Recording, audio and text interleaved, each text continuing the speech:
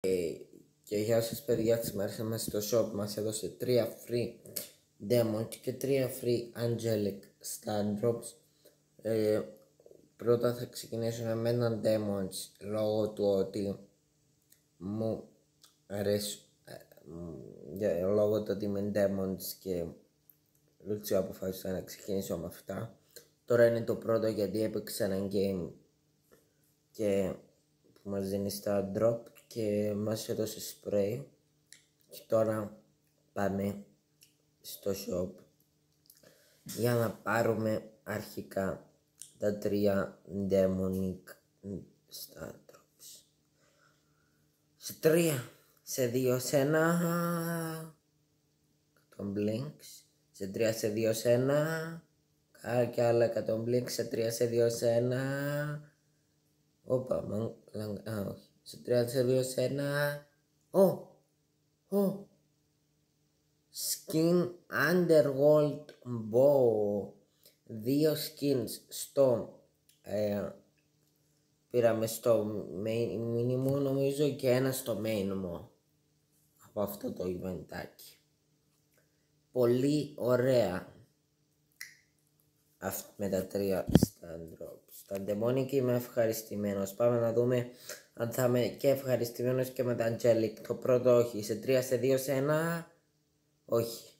Το τελευταίο και το φαρμακερό δεν είναι το φαρμακερό, αλλά δεν πειράζει γιατί μου έδωσε θεωρητικά free 200 blinks και free σκηνάκι και free coins που συνολικά περίπου 250 coins free που συνολικά είναι πάρα πολύ καλά και παίρνουμε και τα 1000 coins από το Brawl Pass και μπορούμε να κάνουμε upgrade, να κάνουμε μέχρι τους brawler που είναι power 8 μπορούμε να τους κάνουμε upgrade.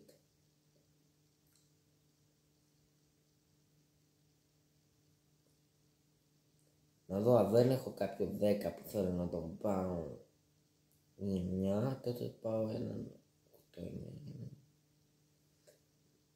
Έχω κάποιον 9, έχω Mr. P, αλλά δεν θα με ενδιαφέρει να τον πάω Max.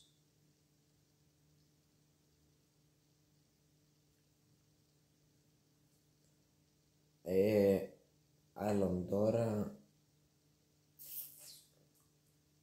9 έχω τον Άγγελο, αλλά δεν μ' αρέσει καθόλου. Όχι. Άρα θα κάνω upgrade τον